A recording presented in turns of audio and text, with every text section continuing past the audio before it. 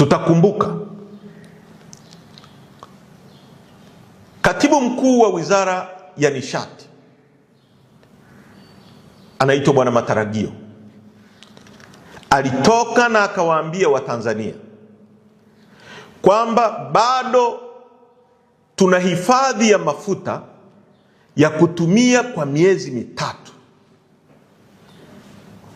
Na kama mnavyokumbuka, tangu baada ya vita ya Uganda na Tanzania miaka ya 79, Mwalimu Nyerere alijenga matenki ya kuhifadhia mafuta ya Tipa baada ya kujifunza kwamba kunaweza kutokea dharura na nchi ikaingia kwenye crisis, kwenye matatizo.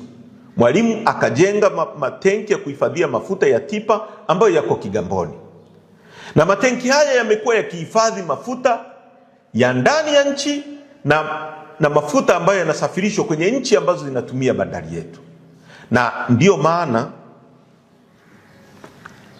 katibu mkuu wa Wizara ya Nishati alituambia kwamba kuna mafuta ya miezi mitatu. Sasa kama tuna mafuta ya miezi mitatu ambayo huu mgogoro ulipoanza huko yalikuwa tayari yako ndani ya nchi, inakuwaje hayo mafuta yapande bei ghafla kabla ya ingizo la mafuta mapya ambayo yameingia nchini?